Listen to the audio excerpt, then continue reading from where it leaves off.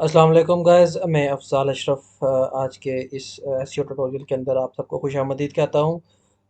आज की जो हमारी वीडियो का टॉपिक होगा वो होगा SEO methodology.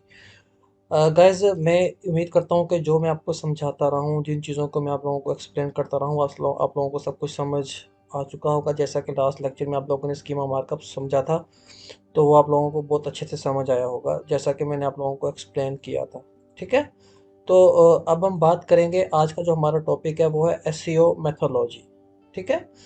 SEO methodology basically आप जब भी डायरेक्ट किसी क्लाइंट के लिए काम करते हो या किसी ऐसी वेबसाइट के लिए काम करते हो तो जिस पे आप पहली दफ़ा काम कर रहे हो, तो कभी भी आप डायरेक्टली उन वेबसाइट्स के ऊपर काम नहीं कर सकते। ठीक है। सबसे पहले हमें अपने कंपेटिटर का एनालिसिस करना पड़ता है। हमें अपनी वेबसाइट को ऑडिट करना पड़ेगा। मैं यहाँ मेंशन कर देता हूँ जो हमारा आज का टॉपिक है, एसईओ मेथोडोलॉजी। ठीक है। SEO methodology. ठीक है। तो मैं आपको बता रहा था कि हमें वेबसाइट को ऑप्टिमाइज़ करना पड़ता है, किसी कंपेटिटर को देखना पड़ता है। लेट्स सपोज़ किसी क्लाइंट ने आप लोगों को वेबसाइट दी, उस वेबसाइट को ना आप लोगों ने चेक किया, ना ऑडिट किया, और आप लोगों ने एसईओ करनी स्टार्ट कर दी।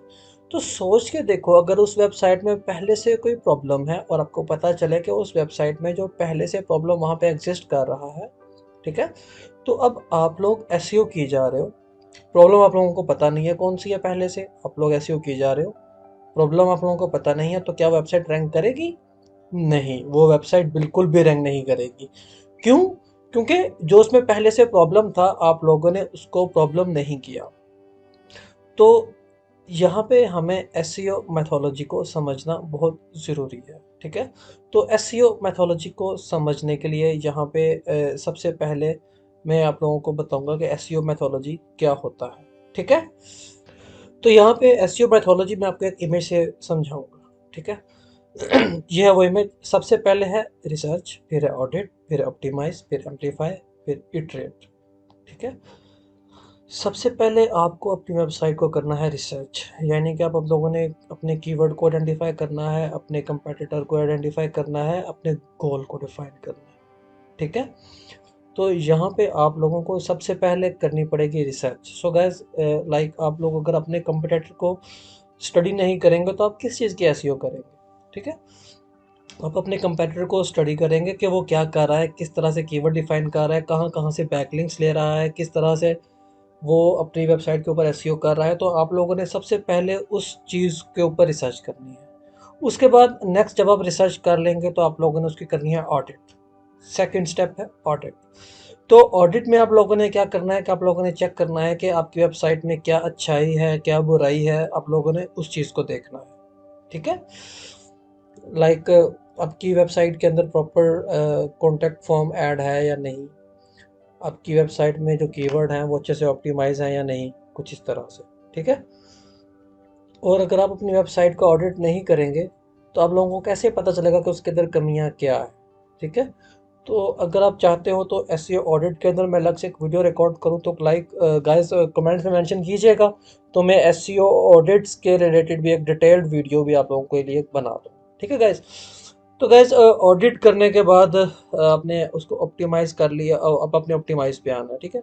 लाइक ऑडिट आपने किया, आपको पता चल गया कि आपकी वेबसाइट में कमियां क्या थी, गलतियां क्या थी। उन गलतियों को आप लोगों ने निकाल लिया। अब आप स्टेप 3 पे आएंगे और आप लोगों ने इस स्टेप के अंदर उन गलतियों को ऑप्टिमाइज करना है। ठीक है। उन लोगों को आपने ठीक करना है। ठीक है। आप लोगों को यहाँ पे क्लियर होगा गाइस कि गलतियों को हमने निकाला और यहाँ पे अब आपने उसको ऑप्टिमाइज करना है। लाइक हमारी वेबसाइट में होस्टिंग से रिलेटेड, एसएसएल से रिलेटेड, कोड से रिलेटेड, आर्किटेक्चर से रिलेटेड, किसी कंटेंट से रिलेटेड कहीं पे कोई चीज़ मिसिंग है, कहीं पे फॉर्म नहीं है, कहीं पे कोई चीज़ डुप्लीकेट हो रही है, तो आप लोग यहाँ पे इसको ऑप्टिमाइज करेंगे। तो लाइक एक छोटा कंटेंट है, लाइक 300 वर्ड से कम कंटेंट है, वो इशू है, तो आप लोगों ने उसको भी रिजॉल्व करना है। ठीक है गाइस। अब आप लोगों ने यहाँ पे इसको टेक्निकली ऑप्टिमाइज करना है, कोई स्कीमा वगैरह है या नहीं है, साइट मैप हम लोगों ने बना रखा है या नहीं। ठीक है। अगर सपोज हमें पता चला कि साइट मैप ही नहीं है तो हमारी वेबसाइट गूगल पे कैसे आएगी? ठीक है। इसके बाद आता है local apps optimization. Like Google map पे हमारा अकाउंट क्रिएट हो, लोकल लिस्टिंग हमारी वहाँ पे हो, लोकल हम उसको एसईओ ऑप्टिमाइज़ करो।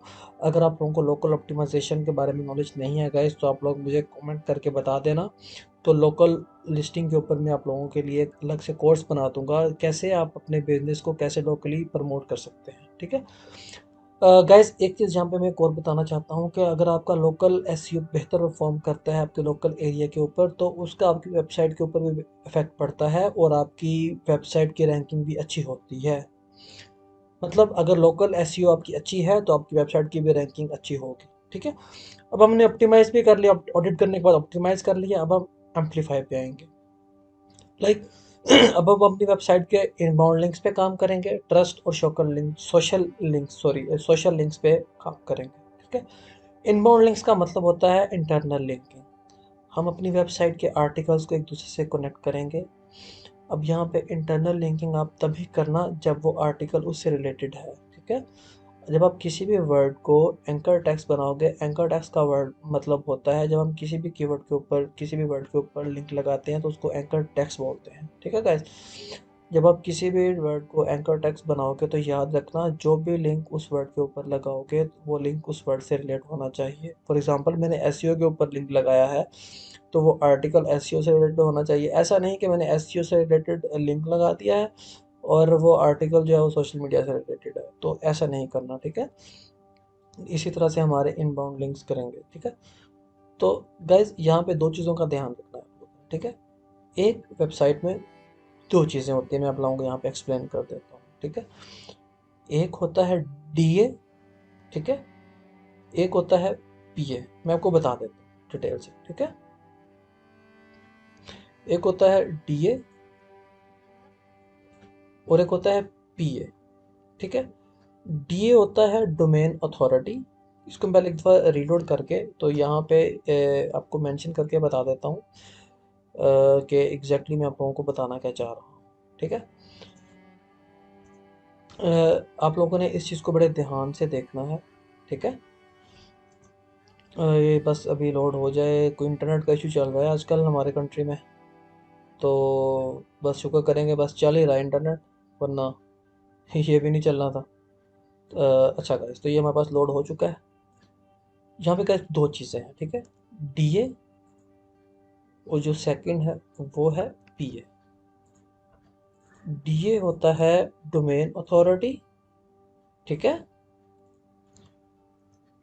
तो गाइस डीए होता है आपका यहाँ पे डोमेन अथॉरिटी, ठीक है। और पीए होता है आपका यहाँ पे सॉरी पेज अथॉरिटी, ठीक है। डोमेन अथॉरिटी आपकी पूरी वेबसाइट की होती है, ठीक है। और पेज आपकी वेबसाइट के किसी पेज की अथॉरिटी होती है, ठीक है। लेट सपोज यहाँ पे मैंने एक ली है अपने पास एग्जांपल, ठीक है। ये मेरी एक डोमेन है कोई a.com, ठीक है। ये आपकी पूरी डोमेन की डीए होती है। अब डीए बनाने के लिए हमें डिफरेंट वेबसाइट पे जाके बैकलिंक्स क्रिएट करने पड़ते हैं और वो होती है आपकी डीए। डीए जो होती है वो हमारी हमेशा 100 से मिलता है, मतलब 0 से 100 के बीच में हमें स्कोर मिलता है, ठीक है। और डीए जिस वेबसाइट की जितनी ज़्यादा होती है उस वेबसाइट का जो ट्रस्ट स्कोर होता है वो उतना ही ज़्यादा होता है, ठीक है। बट जो पीए होता है, लेट सपोज किसी वेबसाइट का एक पेज है, दूसरा पेज है, तीसरा पेज है, तो ये हर पेजेस की पेज अथॉरिटी अलग अलग होगी, ठीक है। ये हर पेज की अलग अलग होती है, ठीक है। अब पीए कैसे क्रिएट होती है हम लोगों ने इस चीज़ को समझना है, ठीक है। पेज अथॉरिटी को क्रिएट करने के लिए, इसको बेटर बनाने के लिए हम क्या करते हैं, हम पेज अथॉरिटी पे 100 से ही मिलते हैं, लाइक 0 से 100 के दरमियान, ठीक है। ये भी मैं यहाँ पे मेंशन कर देता हूँ। पेज अथॉरिटी बिल्ड करने के लिए आपका जो कंटेंट है वो अच्छा होना चाहिए, इंटरनल लिंकिंग अच्छी होनी चाहिए, एक्सटर्नल लिंकिंग अच्छी होनी चाहिए, साथ ही साथ आपके पेज पे मल्टीमीडिया इमेजेस वीडियोस वगैरह भी सारा होना चाहिए, और साथ ही आपके पेज पे अच्छा ट्रैफिक होना चाहिए, या आपने अपने पेज को किसी ऐसे पेज से लिंक किया है जिसकी पहले से पेज अथॉरिटी अच्छी है, तो आपके पेज की पेज अथॉरिटी इम्प्रूव होगी। अब पेज अथॉरिटी को चेक किस तरह करना है आप लोगों ने इस चीज़ को भी देखना है, ठीक है। लेट्स सपोज मैं अपनी वेबसाइट पे आता हूँ और अपनी वेबसाइट पे किसी आर्टिकल पे आता हूँ। हम उसी आर्टिकल को लेते हैं जिसको हम पहले देख रहे थे, ठीक है।